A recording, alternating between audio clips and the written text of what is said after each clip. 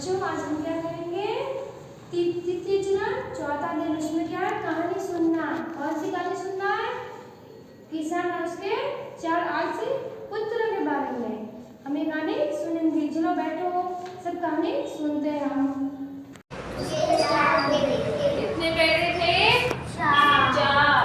4। चारों बेटे बड़े आलसी थे। चारों बेटे बड़े आलसी और निकम्मे थे। कभी भी अपने पिता की मदद नहीं करते थे। चारों बेटे बस रगड़ते झगड़ते रहते थे।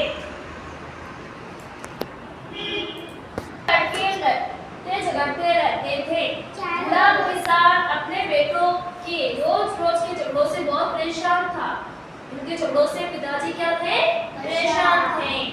अपने बेटों की लड़ाई की वजह से किसान अक्सर दुखी रहता था।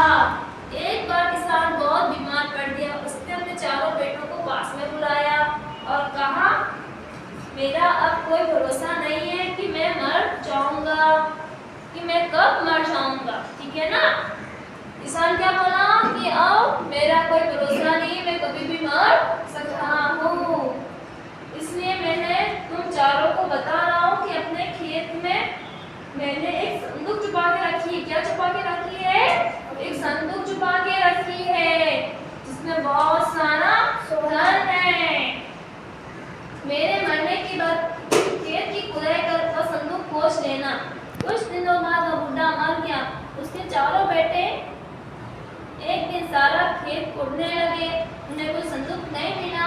चारों हैरान होकर बैठ गए और सोचने लगे कि खेत तो खोदा हुआ है, लेकिन कुछ भी हाथ में नहीं आया। उनको संदूक नहीं मिला।